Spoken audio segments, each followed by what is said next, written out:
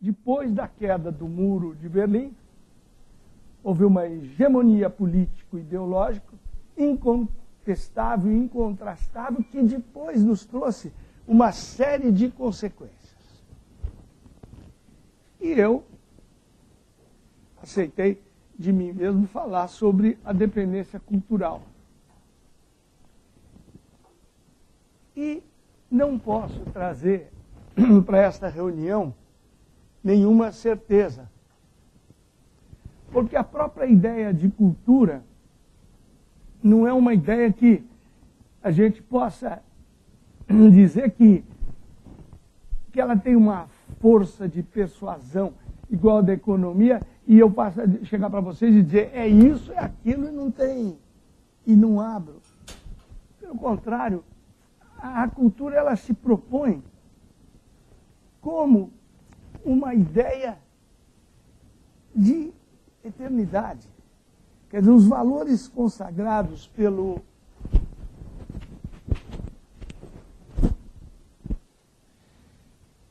universo da cultura são eternos, mesmo quando não duram.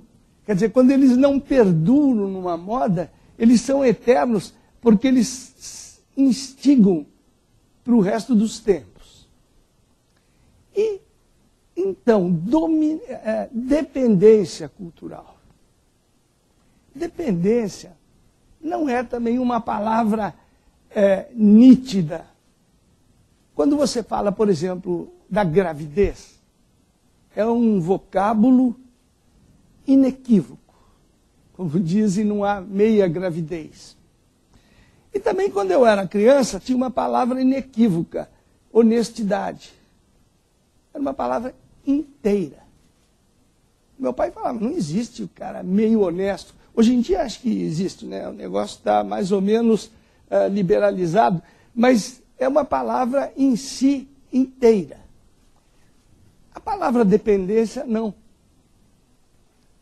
A dependência e há dependências. A dependência, normalmente, é a submissão a uma regra do outro. E, geralmente, a ideia e a noção de dependência vem muito da ideia da dependência jurídica. Você fica submisso a uma regra superior que lhe é imposta ou proposta, que você aceita, e você fica, desse momento em diante, dependendo dessa regra a qual você está submetido. Agora, a dependência não é uma palavra inteira, rígida, ela é uma palavra dialética. Não existe a ideia de dependência sem duas outras palavras, que são a palavra dominação e a palavra identidade. A dependência é como se a gente tivesse aqui uma espécie de sanduíche entre a dominação e a identidade. Então eu pensei, Deus do céu, o que eu vim fazer aqui?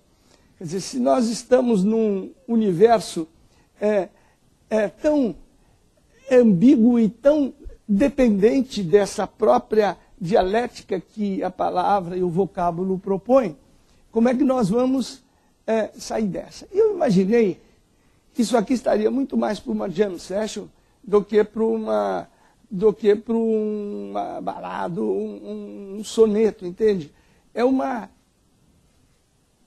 reunião na qual a gente tem que fazer um esforço de reflexão para colocando as palavras e os seus significados e verificando como é que eles nos provocam dúvidas e como é que nós próprios absorvemos os conceitos que elas implicam para chegarmos a entender se há ou não há dependência cultural nos tempos que nós estamos vivendo.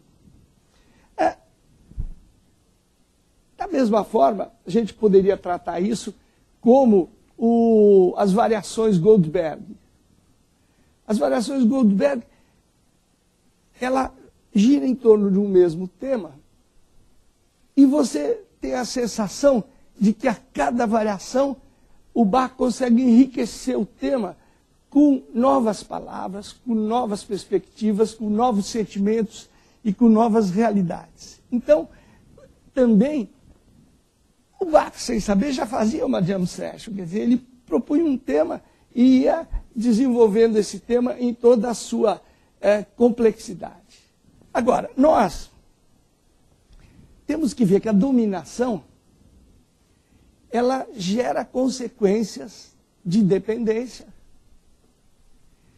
E era interessante a gente fazer um certo percurso histórico para sentir um pouco essas dependências e essa dominação. A dominação, vamos ficar restritos ao mundo ocidental, porque senão nós íamos, nossa, Sérgio, não tem fim, tá certo? Vai ter uma extensão que não dá nem para absorver. Mas na cultura ocidental, nós temos o primeiro processo interessante de dominação, é o processo dos gregos. Os gregos tinham nuances de identidade, quer dizer, Esparta não tem nada a ver com Atenas, no sentido de que um era a proposta mais de uma estética do poder e o outro não, era da força, da violência do poder. E evidentemente que a dominação de Esparta impunha regras, submissões diferentes das dominações de Atenas. Mas a Grécia é a cultura mais interessante da história da humanidade. Ela nos legou duas coisas. E ninguém mais se libertou dessas dependências. Nunca mais. Nos 800 primeiros anos de vida da Grécia, numa Grécia rural, numa Grécia quase camponesa, eles viviam dos deuses, dos mitos e da poesia. Foram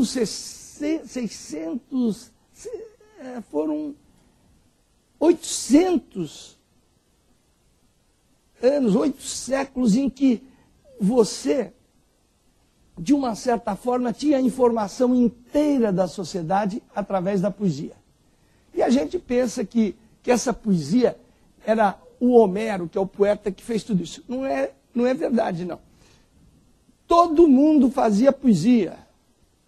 Em determinados momentos, um cantador resumia essa poesia. E depois houve o grande cantador, que foi Homero, que resumiu toda a poesia grega nas duas grandes obras. Então, Homero, de uma certa forma, resumiu toda uma civilização. E eu acho que não existe, depois disso, na história da humanidade, nenhuma grande poesia que não tenha como referência a Odisseia. Quer dizer, aquilo virou base do próprio mundo. Então é um estilo interessante de dominação, né? Que nós vamos, quando falarmos de dependência, falar que tipo de dominação é essa em que a humanidade durante todos os séculos subsequentes se subordina. E depois a segunda grande coisa, já na Grécia moderna, foi a filosofia. A Grécia moderna, quer dizer, você imagina uma civilização baseada na poesia e depois na filosofia. E depois a filosofia grega serviu de base para todo o mundo que ia pensar daí por diante. Até hoje. É possível você passar pela história do pensamento sem pensar em Platão, em Aristóteles, em Sócrates e tal. Mesmo que a gente não seja filósofo, é impossível não esbarrar na Grécia nesse sentido. Então, depois você teve o segundo tipo de dominação, aí mais da Macedônia, que é de uma figura que eu recomendo sempre a gente prestar atenção, que é Alexandre o Grande. Alexandre o Grande foi aluno e discípulo do Aristóteles. E tinha uma ambição de conquista em nome da Macedônia, de conquistar o mundo com uma velocidade espantosa. E tinha até talento para fazê-lo. Agora, o que é sensacional no Alexandre o Grande é que quando ele dominava, o que é dominar? Dominar é impor-se militarmente, impor-se politicamente, impor-se administrativamente, impor-se fiscalmente e culturalmente. Todo conquistador põe um comandante lá no lugar conquistado, cobra impostos muito grandes, quando o imposto não é escravizar o seu dominado, e toma conta territorialmente e impõe uma lei. O Alexandre era fantástico. Ele chegava nos lugares, em vez de impor as coisas dele, ele via o que havia de melhor no lugar e adotava. E, inclusive, pegava quais são os cidadãos mais gabaritados desse contexto. E esses cidadãos é que eram nomeados os gestores daquela área. Evidentemente que cobrava os seus impostos e impunha solidariedade militar, territorial, mas tinha essa característica que eu digo é interessante observar para o que nós vamos chegar na conclusão depois da questão da dependência e da questão da identidade. E mais, os soldados do Alexandre ficavam muito bravos, porque o Alexandre se utilizava dos costumes dos persas conquistados. As roupas, as festas, os rituais que ele adotava não eram gregos, eram porque os persas, primeiro, se julgavam muito mais educados que os gregos. Eles achavam que eles eram uma civilização superior, mas no mínimo era mais requintada. O grego era um pouco esportista, um pouco de Olimpíadas, e o persa não, era super sofisticado. Daí, então, o Alexandre gostou dessa sofisticação e levou para o resto do mundo essa sua coisa. Vocês vão ver a diferença grande quando a gente passa disso para os romanos. O romano conquistava militarmente e não fazia concessão nenhuma. Impunha ou propunha a sua cidadania para quem fosse digno de tê-la e não fosse ser escravizado. Ele impunha uma tributação pesadíssima. E ele impunha administradores. Todos nós sabemos que Herodes era um administrador romano. E ele não tinha brincadeira. Eles colocavam o administrador romano tomando conta. Então era uma submissão. Agora, da mesma forma que o grego impôs a poesia e a filosofia, o romano impôs o direito. O direito romano era fundamental e básico. As ordenações tinham que ser seguidas por todo mundo. E aí a gente pode dizer que Roma criou o direito moderno. Todo o direito do Ocidente barra no direito romano e depois no Código Napoleônico, que dele deriva também, mas que foi o direito, as ordenações portuguesas também derivam do direito romano. Então é um tipo de dominação. Eu estou falando das dominações que transcende o próprio período da dominação. Porque, evidentemente, no período da dominação, você toma conta de tudo, tudo se submete. Mas há coisas da dominação que ficam e outras não. Eu acho que o direito romano ficou. E ficou de tal ordem que quando veio a Idade Média, a gente pensa, não, quem fez a Idade Média foram os bárbaros que... Não foi. Roma decaiu por conta própria, segundo o Gibson.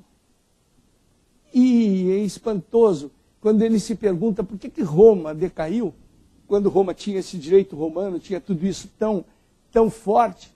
Roma decaiu por duas coisas. Primeiro, cobrava imposto demais para a sua classe média, as famílias dos militares e tudo isso. E depois, Roma descuidou da educação dos filhos dessa classe. E no momento que Roma começou a fechar as bibliotecas, começou a cobrar imposto demais e a piorar o ensino público, Roma dançou. Só que daquela dominação toda ficou o direito romano como uma coisa fantástica. Evidentemente que a gente podia ficar falando aqui 3 meses sobre Roma, mas eu estou sintetizando muito para a gente chegar um pouco às conclusões que nós temos que chegar, ou queremos chegar nessa jam session sobre a dependência, tá certo? A Idade Média herdou todo o direito romano e aquela estrutura. E era tão engraçado que os fóruns romanos foram apropriados pelos bispos da Igreja Católica, que usavam todo o direito romano para fazer a base do seu julgamento, que depois se transformou no direito canônico. E por isso vem uma expressão que a gente acha que é uma coisa caipira aqui do Brasil, que é, vai se queixar para o bispo. Isso vem de Roma, da Roma católica. Quer dizer, quando tinha uma contenda lá entre as pessoas, tinha uma briga de família, a mulher queria adversário, vai queixar para o bispo. Que era o bispo que era o controlador do direito. Ele que organizava a justiça, no mesmo tempo que eram os palácios da justiça. E daí o bispo, você ia queixar para o bispo com toda razão, porque ele que dirimia as suas contendas. Agora, a Idade Média, que dominação que exerceu essa coisa? A gente sabe que foi uma dominação da igreja. E foi muito sutil, porque era uma dominação do conhecimento. A Idade Média não é ignorante, não. A Idade Média, o problema é que ela esconde o conhecimento. Ela guarda os clássicos, ela guarda os romanos, ela guarda os gregos, ela guarda toda aquela gente que, na verdade, sobrou de Roma, Marco Aurélio, Sêneca, Cícero, tudo isso, guarda 7 chaves, como guardavam os filósofos. E, como conta-gotas, no sermão, na prédica, eles iam soltando o pensamento que lhes convinha para consolidar a igreja. E aí teve 2 organizações dessa dominação de tantos séculos, que foi Santo Agostinho. Santo Agostinho era o maior organizador do mundo. Nessas coisas que a gente hoje ouve, assim, fulano de tal vem fazer uma conferência e você paga aí, sei lá, R$2.000 para assistir a conferência do fulano, que é um grande organizador de empresas, tudo isso. Santo Agostinho não ia ter preço, porque ele, com a genialidade dele, ele organizou a igreja. Organizou a igreja de um jeito quase que irretratável, entende? De um talento extraordinário. E depois, o Santo Tomás de Aquino se apropriou de Aristóteles para organizar a teologia, o pensamento da igreja. Santo Agostinho organizou a cidade dos homens e a cidade de Deus. E depois, Santo Tomás de Aquino vem e organiza o pensamento teológico do homem. Mas isso daí criava 2 dominações. Deus e o rei, que é o representante de Deus. Então você tinha uma dominação política absoluta de natureza divina. E para isso o homem tinha que se despersonalizar um pouco. E dessa época ficaram umas coisas interessantes. Quer dizer, as catedrais,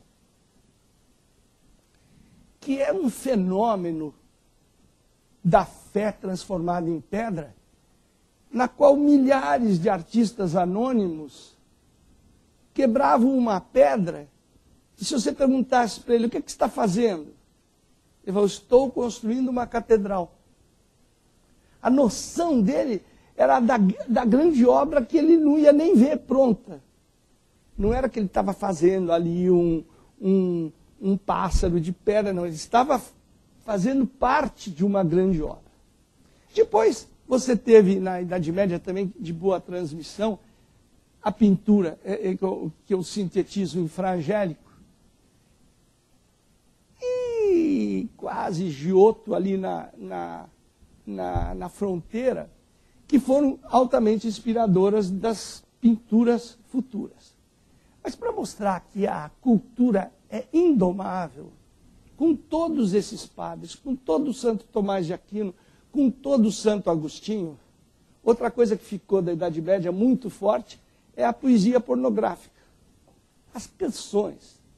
Porque o trovador não tinha o que fazer e ficava fazendo galanteios para as mulheres dia e noite, enquanto que os maridos legítimos iam para a guerra, para as cruzadas, para as caças, o trovador ficava fazendo poesia para seduzir as mulheres. E aí teve muita poesia e muito teatro pornográfico, muito engraçado e de muito boa qualidade. O que mostra que não há época de austeridade absoluta e que a cultura sempre encontra suas brechas para além da austeridade de uma catedral, fazer versos pornográficos em plena Idade Média, tá certo? Daí, gente, começou a grande revolução do pensamento humano. Foi o momento em que o homem se descobre, não como uma dependência de uma ordem só divina, do Deus, o rei e ele, mas ele passa a se considerar um pouco, a partir do século XV, o centro do mundo. Eu tenho uma importância vital. Eu sou uma coisa importante. E, evidentemente, isso daí se consolidou completamente com o advento da gráfica. Quando Gutenberg criou a gráfica, todo aquele patrimônio fantástico, que era um patrimônio manipulado nos púlpitos, aquele patrimônio começou a se multiplicar tremendamente nos homens. Então começaram a publicar a própria Bíblia, começaram a publicar, no caso dos judeus, toda aquela ascendência que eles escreviam à mão, porque era muito importante saber de que tribo você era descendente, se você era mesmo judeu. Daí passa tudo a escrever. E depois poesias, e depois versos, e depois a filosofia toda que invadiu o mundo depois de Gutenberg. E daí nós temos um dos períodos mais brilhantes da história humana, em que a pintura, a arquitetura, a literatura e tudo isso ganham dimensões fantásticas e praticamente o mundo moderno começa com esse período brilhante. Mas, paralelamente a isso, as navegações propiciam uma certa conquista do desconhecido. O mundo não conhecido, que tinha coisas que eles pressupunham, no caso do Grande Oriente, e coisas que eles não pressupunham, no caso das Américas e da África, começa um processo moderno, vamos dizer, de dominação. Esse processo moderno de dominação impõe para todas as suas colônias uma dominação muito violenta, com consequências culturais muito peculiares. No Brasil, por exemplo, vocês vão ter uma... eu li no Wilson Martins, a história da inteligência brasileira, que um infortunado de um português quis montar uma gráfica aqui no Brasil e trouxe uma gráfica de Portugal. Pois se ele tivesse trazido o diabo para o Brasil, ele não seria tão perseguido, porque a gráfica era a pior coisa que esse cara podia trazer para o Brasil, porque ele ia trazer o renascimento para o Brasil. E o português queria dominar o Brasil por razões extrativas, territoriais, e no caso dos jesuítas, para conquistar as almas. Mas não podia fazer confusão de trazer para essas almas a ideia do homem, não a ideia de Deus. Então, não era possível isso. Sabe o que fizeram? Desmontaram essa máquina, peça por peça, puseram o fulano preso numa caravela, levaram para Portugal e ele foi obrigado a montar essa máquina de novo na frente do rei para saber que não tinha ficado uma peça no Brasil. Sabe quantos anos a dominação nos impediu de termos um pensamento medieval, um pensamento renascentista? Até a chegada de Dom João VI. 3 séculos depois. A primeira gráfica brasileira que fez o Correio Brasiliense, que fez a Gazeta Brasiliense, foi uma gráfica trazida por Dom João VI. E o Brasil não conheceu a gráfica. Eu não sei se é por isso que o Anchieta escrevia na areia e tinha uma memória fantástica. E depois, em Portugal, ele mandava os textos à mão lá para serem impressos.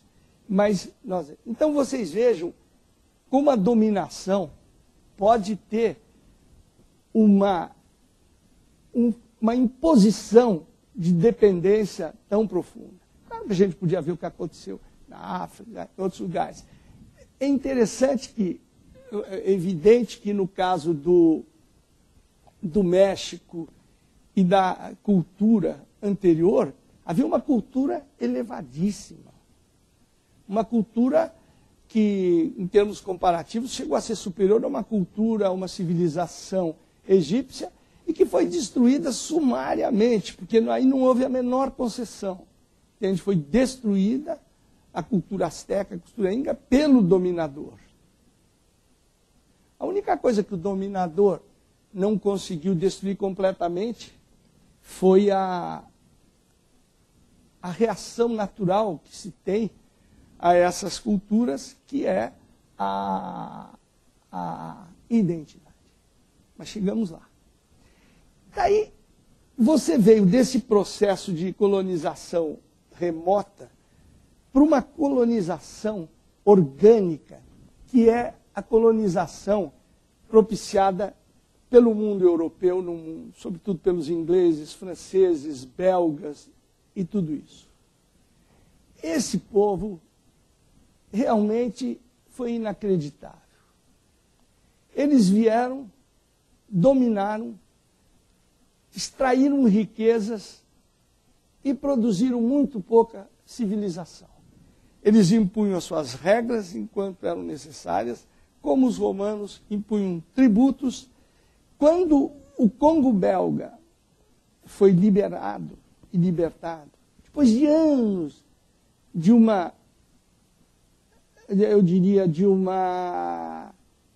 dominação de um país culto como a Bélgica, sabe o que eles encontraram de nível superior em toda a população lá? Um contador negro que virou ministro da Fazenda. Era a única formação dentro de um país que tinha se colonizado por 100 anos. Entende? Então, a gente vê que a dominação é um processo, às vezes, esterilizante e que vai transformando o país dominado num nada que tem que sobreviver. Assim, o mundo foi de uma crueldade tremenda com esses países colonizados. Isso foi criando um hábito de domínio e de dependência muito forte. Uma vez, fui convidado para a conferência não é uma conferência, um almoço com 20 pessoas, oferecido por uma empresa eletrônica, para almoçar com um cidadão que eu não sei se vocês lembram o nome, General Schwarzkopf. Esse general foi o general que comandou a primeira guerra do Golfo, lá do Irã. Esse general, eu diria que era um troglodita de primeira qualidade, e ele fez no almoço uma exposição para empresários e para... Eu fui lá, acho que como jornalista, não como empresário, mas fui convidado. E ele fez uma exposição do que seria o mundo. Entende? Ele era americano, general, o homem que invadia as coisas. Então ele sabia o que ia ser o mundo. Então ele nos contou como é que ia ser o mundo. Falou isso, aquilo, a América Latina vai ter tal e tal oportunidade. Pá. Quando ele acabou a conferência, chegou a hora das perguntas. E eu perguntei, general, o senhor falou como é que vai ser o mundo e esqueceu, acho que o senhor não fez nenhuma referência à África. Ele olhou para mim como se eu fosse um idiota e falou, but Africa doesn't exist. Que bobagem é essa? A África não existe. Ele falou, o senhor veja, os europeus lá e a Inglaterra dominaram a África, reuniram-se numa sala, pegaram um lápis e riscaram. E dividiram. Um pedaço para a Bélgica, um pedaço para a Holanda, um pedaço para a Inglaterra, um pedaço para a França. E o risco, às vezes, passava no meio de uma tribo. Então ficou metade da tribo para a Inglaterra, metade da tribo para a França ou para Portugal.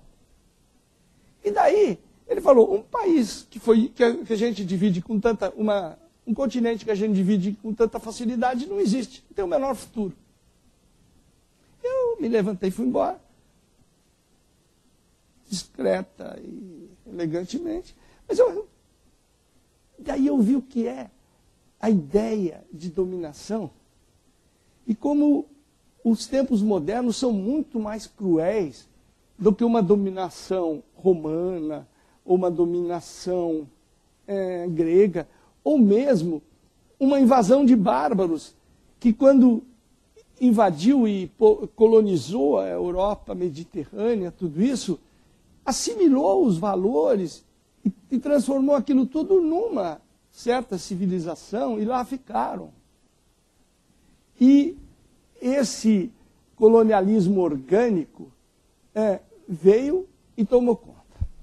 Até nós vamos... Isso tudo apesar de Revolução Francesa, de Iluminismo, de altos pensamentos libertários e libertadores, entende? Que o mundo dispunha. Não é dizer que essa gente só ficou troglodita porque tinha interesses comerciais, eles tinham um background cultural. Só que nunca se utilizaram desse background cultural para civilizar coisa nenhuma. Daí, chegados nesse ponto aí, nós temos que pensar o que é a dependência. A dependência, evidentemente, é uma submissão a uma regra do outro. A dependência política não tem discussão. Quando Napoleão chegou na fronteira de Portugal com as suas tropas a 6 ou 7 dias ou 12 dias de Lisboa, o que o rei fez? Teve dúvida. Pegou as caravelas e a proteção inglesa e se mandou. Ninguém imagina que Dom João VI tivesse feito conceituações sobre a dependência ou sobre a dominação, tá certo? Ele pegou os navios e veio embora, porque a dominação e a dependência real militar é uma coisa inequívoca. Nos tempos modernos, nós vimos com o professor Bresser que depois da queda do muro, a dependência econômica também é um negócio totalizante. Se você não seguir a regra do jogo e não fizer como algumas siderúrgicas brasileiras estão fazendo, de comprar 40 siderúrgicas nos Estados Unidos, e ficar nesse corre-corre, digamos, de adornamento, de adaptação a uma proposta econômica globalizada e mundial, você está perdido. E no plano cultural, gente? O que é essa dependência cultural? Como é que a gente concebe isso? Num certo sentido, é prático você ligar uma FM, de 20 FM, sei lá quantas tem em São Paulo, todas elas passam música americana. Nenhuma, só uma, que abriram agora, que passa música popular brasileira. Todas passam música importada. Depois, se a gente vai ao cinema, todo mundo sabe o que acontece, né? Toda a programação, toda a distribuição é feita para o filme americano. Vocês lembram de um filme chamado Annual Report, do Tom Cruise? Eles gastaram como é que chama aquilo? De posters do filme do Tom Cruise, espalhados no mundo inteiro, da China até a Patagônia. Eles gastaram mais dinheiro só nos posters do que toda a produção de cinema de um ano do Brasil, para o lançamento de um único filme. Em pôster, hein? Então, o que eu quero dizer é que essa dependência cultural é muito sutil. Não é um negócio que vem aqui, como o Romano, chegou lá a tropa do Napoleão, invade tudo, está invadido. Você só levanta o braço e pede que não leve a carteira. Agora, na dependência cultural, é um processo que vem por diversas e diversas formas. E onde é que começou essa farra? Isso começou no momento em que a cultura deixou de privilegiar a produção artística de conteúdos perenes, eternos, como a gente falou, e que eram propostos à contemplação e ao conhecimento, para começar a produzir alguma coisa que iria diretamente na emoção, nos intestinos, e que não passava pela inteligência. E isso começou formalmente. É interessante, tem um livro aqui do Neil Gabler que chama A Vida, o Filme. Imagine 1830, Nova York. Nova York tinha downtown, um lugar ainda meio lamacento e tal. Tinha uptown, que era um lugar em que a pequena burguesia, a burguesia de Nova York, uma pequena aristocracia lá, começou a se instalar.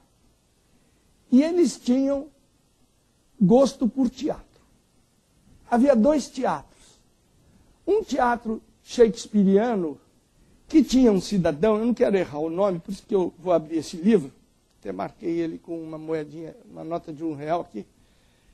Era um célebre ator britânico, William Charles Macready, que estava produzindo Macbeth, programado para as sessões de maio de 1849. Como o pessoal americano, que eles chamavam os boys era uma pronúncia diferente, que eram boys irlandeses, que adoravam uma bagunça. Eles então fizeram um teatro para eles chamado Astor Place Opera House, em Nova York, e em 47. Em 49, passaram essa peça do Macbeth. Paralelamente a esse grande ator inglês, havia um ator americano que se chamava Edwin Forrest, que fazia o Espartaco, o gladiador, num teatro lá de baixo. E esse cara aí pegava também textos de Shakespeare e tal, mas ele mudava, adaptava para o americano e fazia piada do Hamlet, e era popularíssimo, aplaudido e aclamado. Até aí, estamos numa pequena discrepância entre a arte erudita e uma arte chamada popularesca, tá certo? Mas o que aconteceu? É inacreditável que conta isso. Os boys lá, os irlandeses, pegaram e foram para o teatro. E quando o Macbeth estava no auge, eles começaram a vaiar o ator a ponto dele parar a peça e não ter mais, e não teve peça. No dia seguinte, no espetáculo do Macbeth de novo, esses boys lá, eu não sei como é que se pronuncia esse boy irlandês, em número de uns 100 e poucos, entraram no teatro.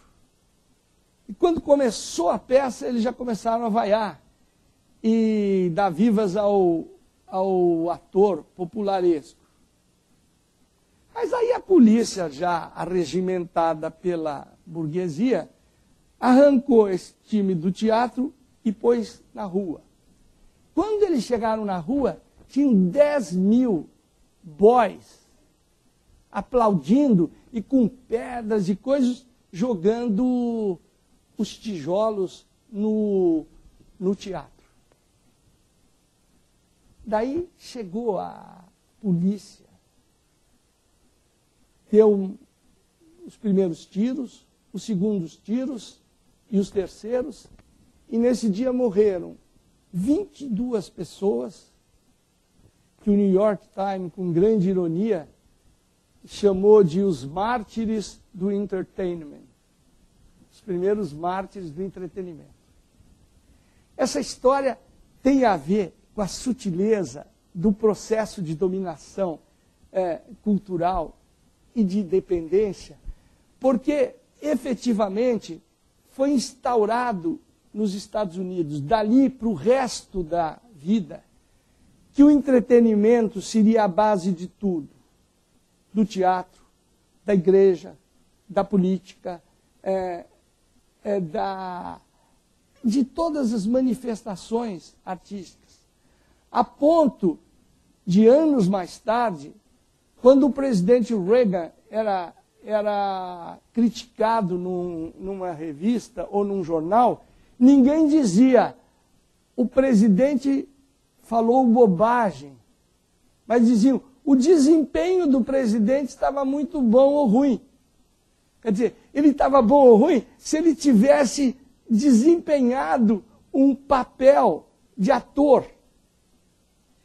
E, no fim do século XIX, as igrejas protestantes faziam shows pirotécnicos, apareciam anjos iluminados, tudo isso, porque virou um espetáculo. E o mundo se transformou em entretenimento. E esse americano diz que o ópio do povo, Marx não tinha percebido, o ópio do povo era um entretenimento. Evidentemente, com tal pedagogia, a cultura americana, sobretudo o show business americano e as produções artísticas americanas, tiveram um domínio do mundo muito, muito, muito acentuado. Qual país? Na França, você hoje só vê filme americano, você só vê música americana. O único lugar que eu não senti o peso disso, eu fui à China no começo do ano, passei um mês lá, e achei interessante, em todos os lugares só tocavam 3 tipos de música. Música clássica, jazz do mais puro, só jazz clássico, e bossa nova, Tom Jobim. Isso você pode ir para a China. O único lugar que eu consegui ouvir uma música chinesa foi num templo tibetano. Eu falei, meu Deus, que coisa diferente, né? Mas no resto do mundo, a gente só ouve a música americana, só vê o cinema americano. E aqui você também tem essa influência. Por quê? Porque a dependência cultural ela é fragilizada pela força da indústria cultural e pela sutileza com que esses produtos vão invadindo o nosso cotidiano, vão invadindo a nossa vida. E é uma guerra meio difícil de travar diretamente, porque se você lança um filme que tem bilhões de outdoors do Tom Cruise, como é que você vai lançar um filme, um Mutum, um filme nacional, que mal teve verba para ser, digamos, editado no cinema, quando a gente sabe que a turma vai atrás do que foi anunciado, pelo menos. Então, eu diria aqui, poxa, mas então estamos perdidos. Mas não estamos. Não estamos porque existe o outro lado dessa moeda, que é a identidade. A identidade, o que seria a identidade? Por isso que aqui a gente vai elaborando, depois vocês vão elaborando sozinhos também. A identidade um pouco é aquela coisa que é igual a si mesma. E que é igual a si mesma porque ela respeita o si mesmo da igualdade, entende? Da sua identificação. E isso é um vírus tremendo. Porque essa identidade é uma coisa, para o bem ou para o mal, muito forte. Daí eu sempre tenho umas historinhas, mas essa história é interessante. Eu tenho uma amiga da minha filha que foi para a Índia. Eu acho que era uma época que quem tinha alguma verba ia para a Índia. E lá ela se casou não, ficou apaixonada e se apaixonou por um monge budista de uma cidade do interior modestíssima, monge filho de família modestíssima. E ele era negro, aquela cor azeitona de hindu, mas que é mais negro do que, bem mais negro do que branco, mas um negro esverdeado, até uma pele bonita. E esse menino desse tamanho, negro, vem para o Brasil com uma menina da mais alta burguesia paulista. Se casa com ela. E aqui vivem bem, fazem escola hindu, essa coisa, tão yoga, e sobrevivem com dignidade. E eles têm um filho de 8 anos, que é um menininho, pequenininho, pretinho, muito bonitinho.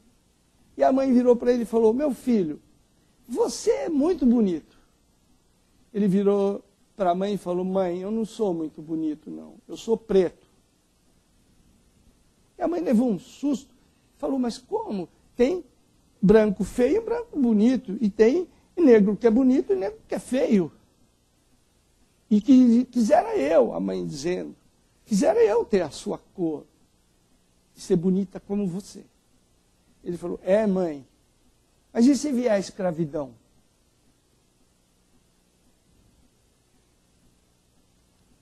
Esse menino tinha 8 anos. O senso aí patético da identidade era completo, tá certo? Mas da mesma forma que esse menino tem essa unidade da identidade dentro da sua própria circunstância, a identidade também é um valor libertador. E nós temos, digamos, você tem a identidade, a gente tem uma identidade de sangue. Você tem uma identidade territorial, que é diferente, né? A identidade da América Latina é diferente da identidade do Brasil, é diferente da identidade do meu bairro. É uma identidade territorial. Você tem uma identidade política e ideológica. A Alemanha estava dividida, mas a Alemanha tinha uma identidade ideológica no tempo do Hitler. Havia uma massa de identidade nazista muito forte, como podia haver uma outra, tá certo? Hoje, nos Estados Unidos, tem uma identidade partidária da política, que é republicana e democrática. São diversas. Depois você tem uma identidade, às vezes, econômica. Quer dizer, eu transito, me identifico. Você vê coisa mais parecida com si mesmo do que corretor da Bolsa de Valores? Se você for fazer um traço psicanalítico daquele povo ali, é muito interessantemente igual. E depois você tem a identidade social, de classes sociais. E essa identidade no Brasil, hoje a gente pode até detectar estatisticamente, porque está todo mundo morando em gueto, né? São Paulo eles lançam, você se abriu o Estadão hoje, ou a Folha, parece que é um jornal imobiliário com alguma notícia dentro, entre os lançamentos imobiliários. E todos os lançamentos, pode ser no Tatuapé, no Jardim América, ou no bairro mais pobre, são coisas fechadas, condomínios fechados, com piscina, árvore, não sei o quê, para isolar o homem na sua identidade econômico-financeira e protegê-lo contra as maldições da violência. Então, você está com toda essa sociedade, de uma certa forma, bloqueada. Agora, nós temos ainda a identidade cultural. A identidade cultural deriva um pouco de você ser igual a si mesmo no processo de criação, no processo de vida, no processo de produzir eternidades, apesar da circunstância, qualquer que ela seja, entende? Então, você tem nesse momento um vírus terrível, que é do homem casando com si mesmo, entende? E se afirmando perante o mundo. Essa identidade produz valores de identidade que são, a meu ver, o grande elemento libertador. Por quê? Quando o Brescher fala, precisamos construir uma nação, evidentemente que essa nação que ele quer que a gente construa, a gente também construi com a nossa identidade cultural, tá certo? Agora, essa identidade cultural não é uma coisa contra o mundo. Ela é uma coisa que só tem valor se ela se conjugar com o mundo. Agora, como é que ela vai se conjugar com o mundo? Vai se conjugar com essa dominação do rock? Vai se conjugar com essa proposta de entretenimento que vai direto para a emoção e não passa pela inteligência? Não. Aí, se a gente tiver algum respeito, a gente sabe que há identidades em todos os lugares.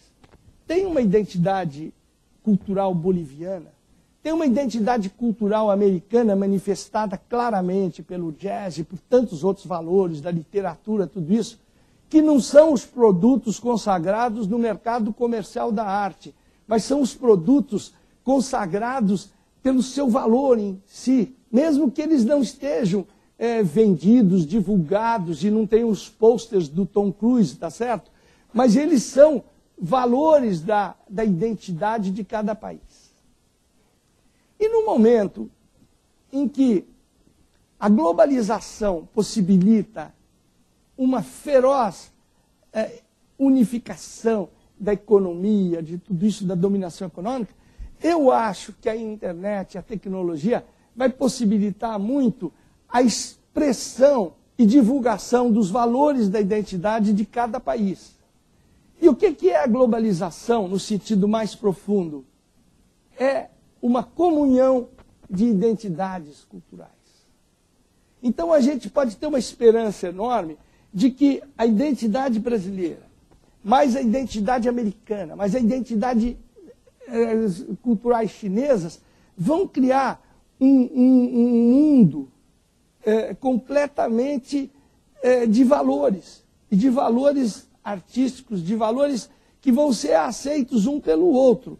Agora, qual é a dose, a proporção de hegemonia que vai existir do valor dominante ou desse valor comunhante, entende? Comunicante entre si?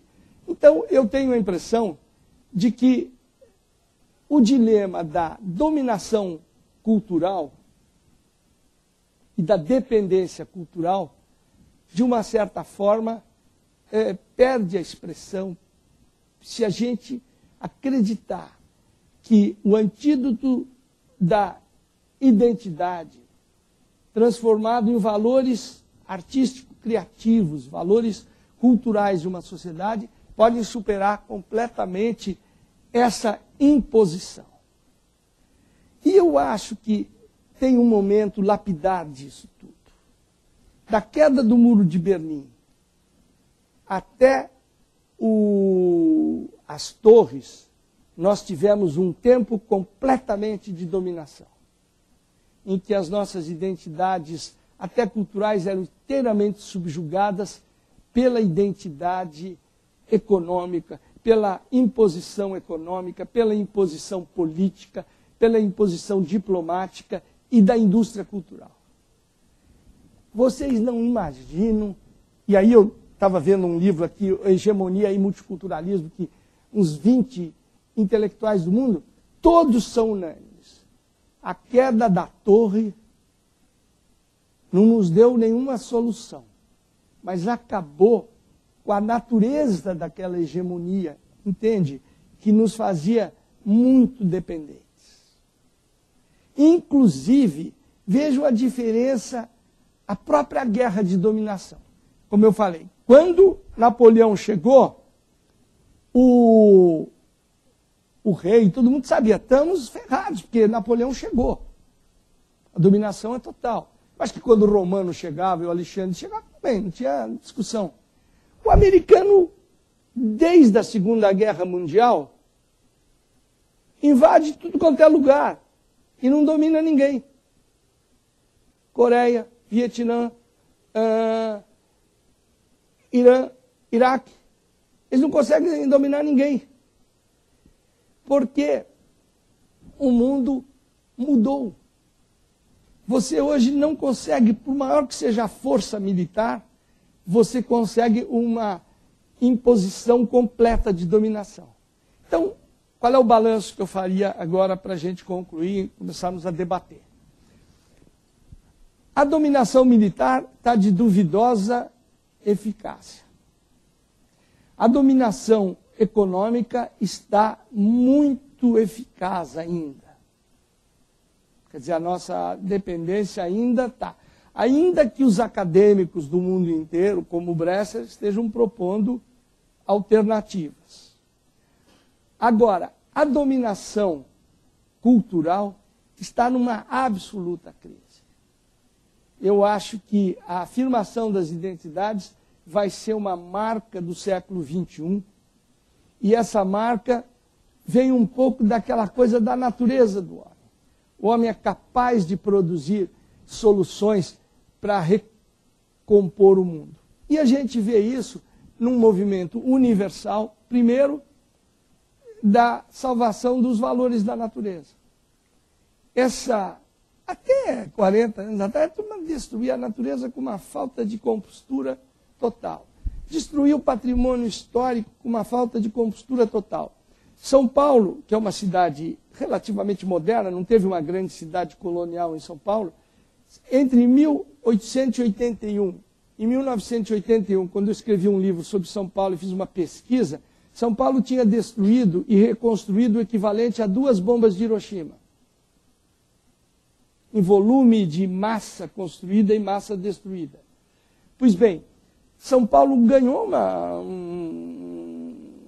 uma consciência de preservação patrimonial. São Paulo e o mundo ganharam uma consciência de preservação da natureza.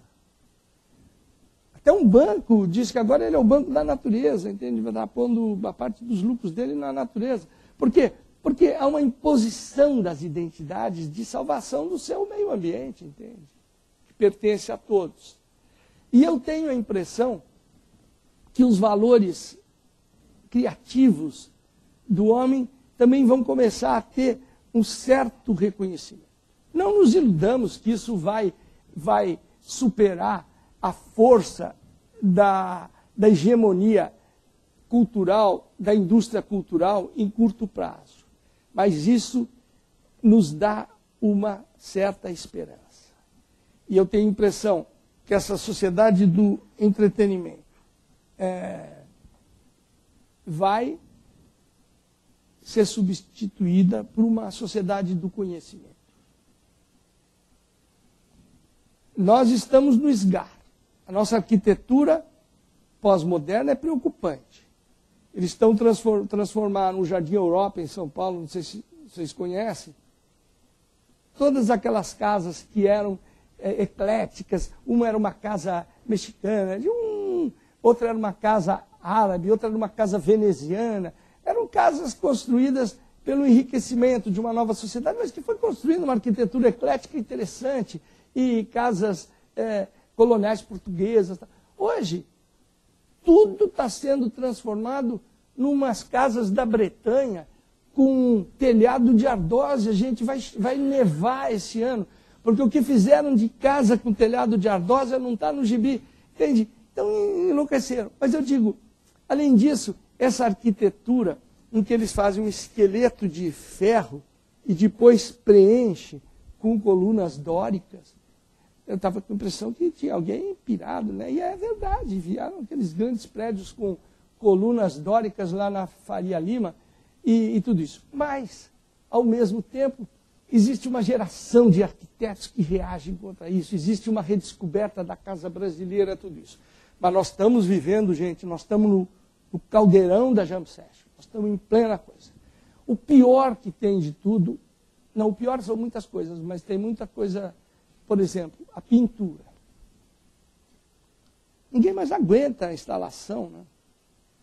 Eu fui numa grande exposição de pintura lá no Coisa e eu nunca fui reacionário, eu sempre fui um vanguardista, assim, emérito. Só que você vai lá e tem a grande obra, tal, era uma lombada de estrada de paçoca. Tinha 3 toneladas de paçoca. Isso era a expressão artística do momento, entende? Deu uma vontade de passar o dedo e comer a paçoca.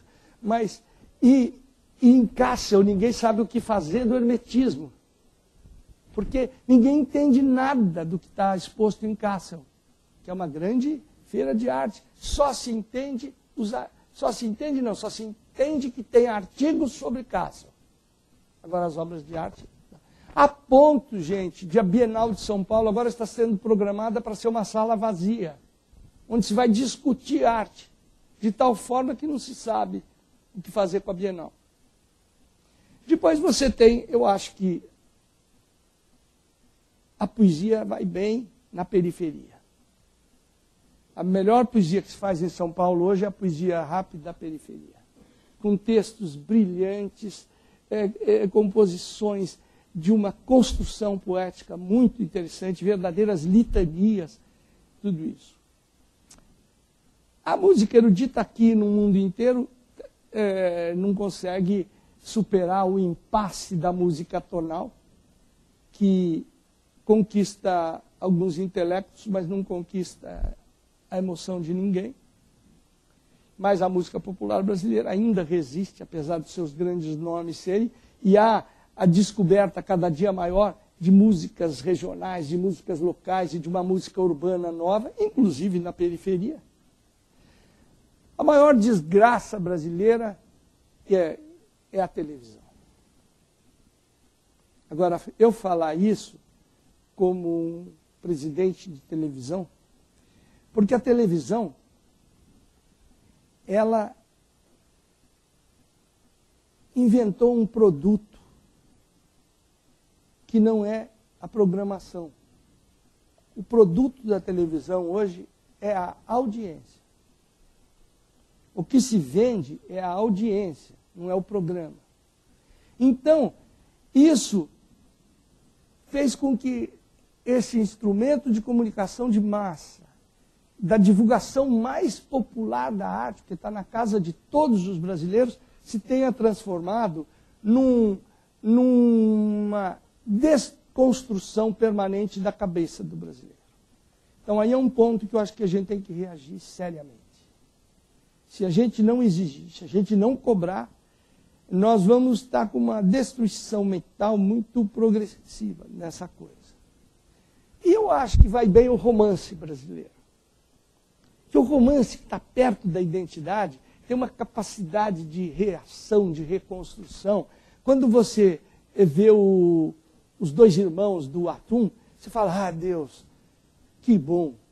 O Brasil como Tolstói, está descobrindo a aldeia, e está descobrindo que a aldeia é o universo. E eu acho que é isso. No dia que nós nos redescobrimos, no dia que nós descobrimos a nossa aldeia, que pode ser o nosso bairro, o nosso clube, o nosso partido, a nossa individualidade, e tentarmos expressar isso sem medo para produzir alguma emoção, eu acho que a identidade vai superar a dependência e a dependência vai se impor diante da dominação.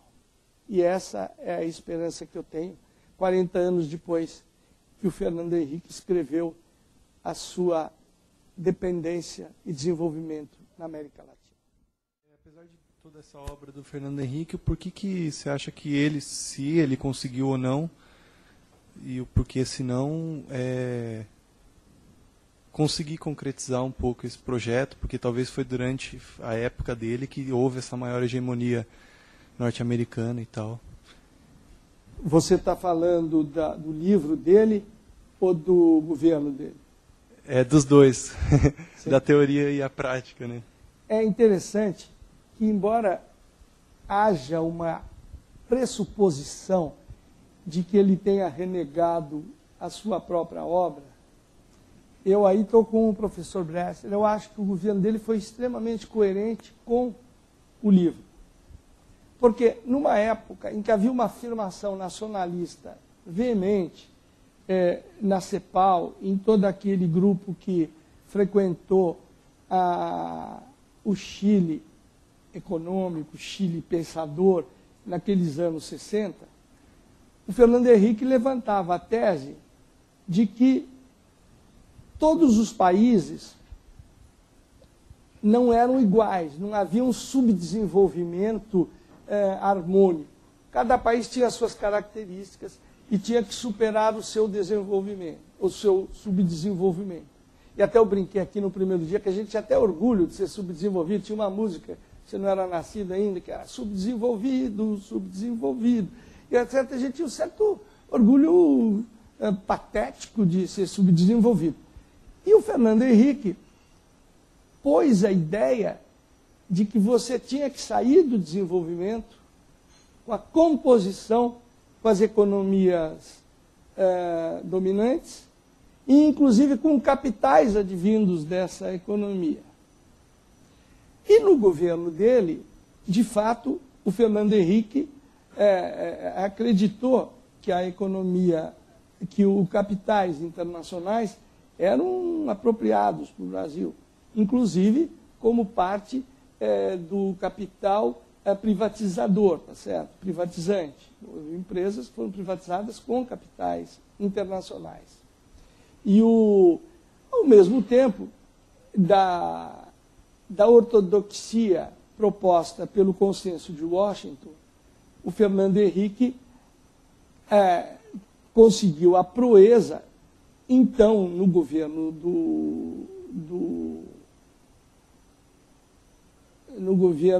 quando ele era ministro da Fazenda, ele conseguiu essa proeza de conter a inflação e dar um formato de criação de uma moeda tal. E ele fez, ao lado dessa política internacional, ele fez outra coisa boa, que foi a reorganização do Estado, como a gente viu na conferência do Bresser. Mas cometeu o desatino, que está sendo continuado, da supervalorização do real, que é uma moeda extremamente demagógica, entende? Que dá uma aparência de felicidade para a gente e que não traz produtos. Então, eu tenho a impressão de que é um governo que, na média, você pode dar uma nota razoável dentro da conjuntura. Onde eu acho que o governo Fernando Henrique falhou demais é no campo desta nossa reunião. É a dependência cultural. Efetivamente, foi um período, para minha perplexidade, de nenhuma realização cultural relevante. E era de quem mais a gente esperava, tá certo? Do mesmo jeito que muitos adeptos do PT esperavam do Lula um governo socialista, eu esperava do Fernando Henrique um governo altamente casado com a cultura. Como foi o governo do Kennedy, o governo do Juscelino Kubitschek, o governo de Lourenço de Médici, o Lourenço de Périx, o governo de Alexandre o Grande. Esses eram governantes cultos. Cultos não, o Fernando Henrique também é culto, mas eram governantes que propiciavam o desenvolvimento da cultura e das artes. Agora, então aí eu acho, quer dizer, você vê, o ser humano tem contradições tremendas. Quer dizer, o Lula ser o grande consolidador de uma política neoliberal econômica, e até com sucesso. O González, na Espanha, o capitalismo moderno espanhol foi feito por um socialista. O Aznar só fazia bobagem, quer dizer, enquanto o capitalista professo e o socialista que reergueu a Espanha. Então nós estamos vivendo muito, o que eu digo, não é fácil fazer nenhuma avaliação crítica muito grande. Por isso que a minha avaliação do plano cultural é mais uma peroração até do que uma análise científica de circunstâncias e de situações. Mais alguma dúvida? Boa noite. Boa noite. Te cumprimentar por mais um brilhantismo, já conhecido de todos nós, ao tocar assuntos assim tão importantes como dependência, dominação, o muro, a queda do muro, a dominação pela força militar, destruição do patrimônio histórico. E a ONU, Organização das Nações Unidas, lembra ao mundo que hoje, dia 29 de novembro, se tem a data como a maior ocupação que a humanidade conhece, em que desalojou e destruiu 4 milhões de pessoas, que é a situação que vive o povo palestino e a própria Palestina. Esta ocupação e essa destruição é lembrada pela ONU hoje em vários países do mundo. No Brasil, no Congresso Nacional, hoje se lembrou muito bem, amanhã na Assembleia Legislativa de vários estados brasileiros. E eu gostaria que uma avaliação sua sobre todos esses aspectos de ocupação, não só no nível cultural, mas inclusive da alma dessas pessoas. Quando a ONU resolveu que seria criado o Estado de Israel, ficou bastante claro e delimitado que teria um percentual para Israel, um percentual para o povo palestino, e depois Jerusalém seria a capital internacional. Não ficaria nem com os palestinos, nem com Israel. Agora, depois da guerra promovida por Israel, a Cisjordânia foi ocupada uma parte da área dos palestinos e Jerusalém foi transformado na capital de Israel, não da coisa. Em todo o mundo, você vê, o Iraque, o mundo palestino foi ocupado no Afeganistão, no Iraque, e o resto vive sob uma enorme tensão. E o que eu digo que essas guerras são completamente inúteis é porque nunca foi tão forte no mundo contemporâneo como a identidade muçulmana e a identidade judia de Israel. Entende? Então hoje você pode jogar o que quiser que essas identidades proliferam. Parece que é uma vacina estimuladora de identidades, tá certo? É um paradoxo. Agora, eu tenho a impressão que isso tudo ainda tem uma regência americana, e essa regência é uma regência de interesses políticos e econômicos predominantes. E não há o menor respeito à identidade cultural de ninguém, tá certo? Agora, com ou sem respeito, ela não se deixa abater. E isso é uma coisa visível, entende? Como a África não se deixa abater, como a Índia. O que me comove nas fotografias do Salgado é a beleza patética da condição humana.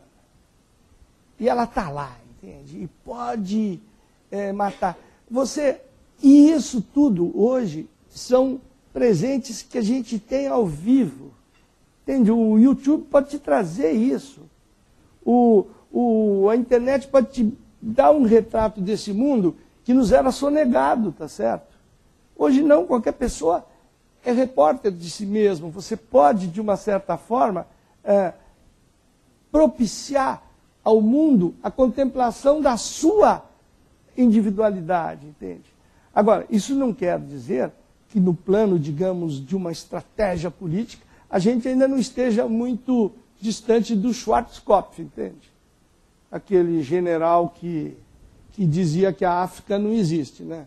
Ele está vivo. E, felizmente, ele vai poder ver que a África não só existe, mas como tem dado muito mais contribuição para o mundo do que os companheiros dele lá do Pentágono, tá certo? O senhor colocou aqui, retomou uma discussão muito interessante, que é a ideia da identidade como instrumento de luta contra a dominação, né? E a gente tem uma tradição já grande no Brasil de discussão da identidade, mas me parece que a gente está num momento de reconceituá-la, né? Porque a gente vem num debate nos anos 70 e 80, essencialista, né? De que haveria uma identidade essencialmente brasileira ou latino-americana. Isso em todo o mundo subdesenvolvido, de terceiro mundo, era muito aguerrido a sua ideia de essência, né? De afirmação de uma identidade nacional. Embora a nação não seja um conceito que possamos descartar, ou que seja desejável descartar, eu acho que na palestra do Bresser isso ficou muito claro, a necessidade de um projeto de nação. Me parece que nesse debate da cultura a gente entra em níveis de identidade menores, né? Não só de nação, porque a nossa questão me parece que não é só lutar por uma identidade nacional, mas uma identidade dentro da nação que seja não excludente, que seja ética, que seja da valorização da reflexão e não só do entretenimento, ou seja, são outros valores abaixo do valor nacional, né? E você tocou também na questão crucial, que é a questão da luta que acaba se dando no campo do mercado, do entretenimento e da reflexão. Eu queria que vocês pudessem debater um pouquinho, explorar essa ideia de como é que está essa questão hoje, da reflexão e do entretenimento, quais as possibilidades, né?